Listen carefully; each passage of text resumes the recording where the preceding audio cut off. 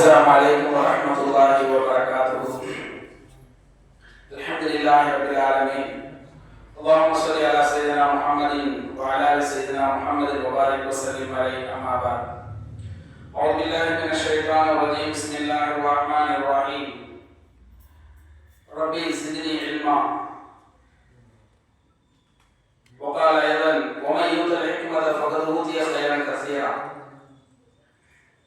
இங்கே ஆலி பெருமக்கள், இந்த ஜமாத்துடைய முக்கிய பிரமுகர்கள், இங்கே இருப்பவர்கள் பலரும் நமக்கு அறிமுகமான பெருமக்கள்.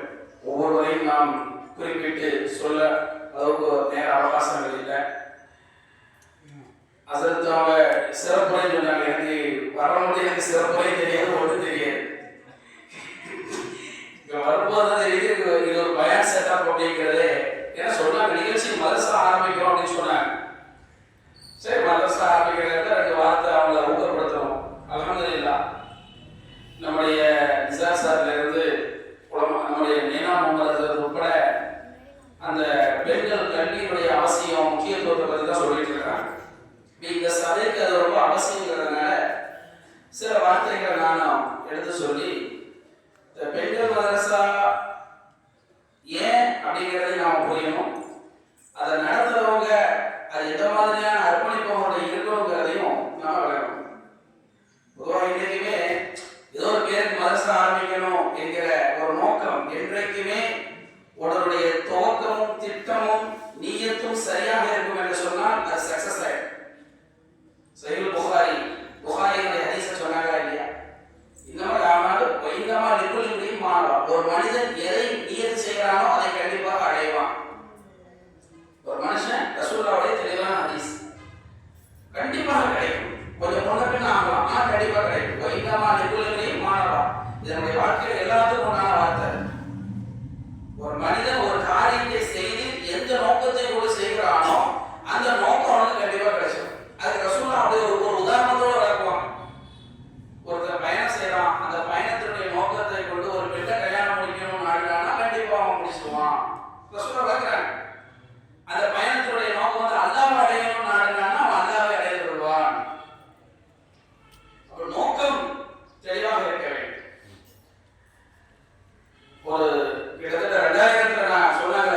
அதே நேரம் அந்த காலகட்டத்தில் நான் கேள்விப்பட்ட ஒரு நிகழ்வு, ஒரு குழந்தை சிறுவன் கேரளத்துல இருந்து எல்லாம் ஹஜ்ஜுக்கு போறாங்க. அந்த பையன் கேட்கறாங்க, எப்ப மக்காவுக்கு போகணும் அப்படின்னு அந்த பையன் கேட்கறான். அவனுக்கு ஒன்றும் தெரியாது, எல்லாரும் மக்காவுக்கு போறாங்க, நம்ம போகணும், அந்த பையனை கூட்டு போறாங்க. அப்போ வீட்டில் சொல்றாங்க, இல்லை மக்காவுக்கு போனா அல்லாஹ்வை பார்க்கணும் அப்படின்னு. அல்லாஹ்வை பார்க்கணுமா, அதுதான் மக்காவுக்கு போகணுமா? எல்லாரும் மக்காவுக்கு போறதுடைய நோக்கம் காபாவை பார்க்கணும், அல்லாஹ்வுடைய அருளை பெறணும். அந்த பையன், அந்த குழந்தைக்கு என்ன தெரியும்னா அல்லாஹ்வை பார்க்கணும், அவ்வளவுதான். அவன் மக்காவுக்கு போய் எல்லாம் அமலும் செஞ்சு பார்க்கறான், வீட்டுல கேட்கறான், அல்லாஹ்வை பார்க்கணும்னு சொல்லிக்கல, அல்லாஹ்வை நான் எப்போ பார்க்கறது, அல்லாஹ்வை எப்போ பார்க்கறது? அவனுடைய கேள்வி இருந்து கொண்டே இருந்தது. ஒரு கட்டத்திலே அந்த பையன் அல்லாஹ்வை பார்த்தான். ஆமா, கிளம்புறானே அந்த பையன் உட்கார்ந்தான். காரணம், அவன் அல்லாஹ்வை பார்க்க வேண்டும் என்று மட்டும் வந்தான். அவனுக்கு அல்லாஹ் கிடைத்தான். அப்போ நம்முடைய செயல் துவக்கம் திட்டம் தெளிவாக இருந்தது என்று சொன்னால் அந்த நோக்கம் வந்து சக்சஸ் ஆயிடும். இப்போ பெண்கள் மதரசா நம்ம ஆரம்பிக்கிறோம் அப்படின்னா எந்த நோக்கத்திற்காக? அப்போ நம்ம மஹல்லாவோட முழுக்க முழுக்க ஒரு தீனுடைய ஒரு மாற்றத்தை உருவாக்க வேண்டும் என்ற நோக்கம் மட்டும் இருக்கும். அந்த நோக்கம் இருக்கும் பொழுது அதை செயல்படுத்துறதுக்கு எல்லாரும் முழு சப்போர்ட் பண்ணணும். இதுல நான் நீ அப்படிங்கிற அந்த எண்ணத்தை எல்லாம் தூக்கி எரிஞ்சிடும். யார் களம் இறங்கி செய்யறாங்களோ அவங்கள ஒருத்தங்களை நம்பி நாம ஒப்படைச்சிட்டோம்னா அவங்களுக்கு முழு ஒத்துழைப்பு தந்து ஒரு கூட்டு முயற்சி, எங்கேயுமே நீங்க பாருங்க, கூட்டு முயற்சி எங்க இருக்கோ அதான் சக்சஸ். ஒரு பள்ளி, கல்லூரி, ஒரு தொழில் நிறுவனம், எல்லாத்துலயும் எங்கெல்லாம் கூட்டு முயற்சி இல்லையோ, சதி வேலை, அவன் பெரியவனா நான் பெரியவனா, அவனை வீழ்த்தவா இவனை வீழ்த்தவாங்கிற திட்டங்கள் எண்ணங்கள் எங்கே இருக்கோ அங்க போற அடிதான். இது அவரோட கூட்டு முயற்சி, எல்லோரும் இணைந்து பயணித்து அந்த ஒரு காரியத்தை, இது அல்லாஹ்வின் பணி. எல்லாரும் ஒப்படைச்சோம், சரணத்தை அடைச்சோம், கண்டிப்பா அதற்கான கூலி கிடைக்கும். அதை செய்யறவருக்கு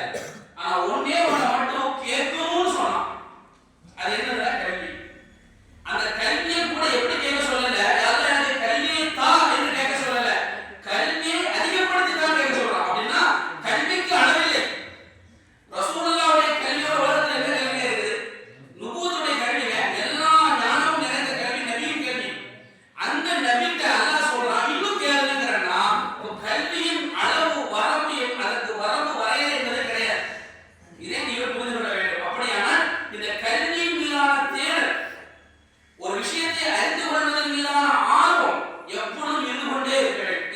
இதுல ஒரு சில பேர் தான் நீங்க சக்சஸ் பண்றாங்க.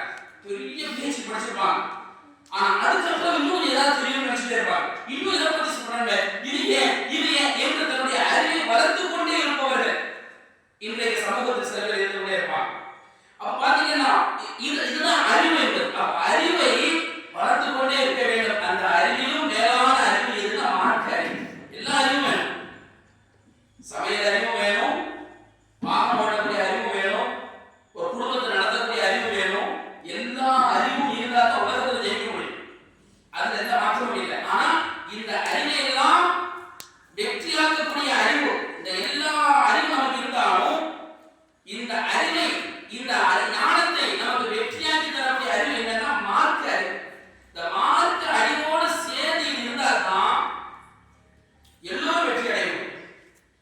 குர்ஆனில் சூரத்துல் பக்ரா என்ற அத்தியாயத்தில் அல்லாஹ் இப்படி ஒரு செய்தி சொல்வான், யூதில் ஹிக்மத மன் யஷா. இந்த மார்க்க அறிவை அல்லாஹ் தன் நாயகர்களுக்கு மட்டும் தான் கொடுக்குறான். நல்லா கேளுங்க, அல்லாஹ்வுடைய வார்த்தைகளை பூரா பாருங்க. அந்த பொருள்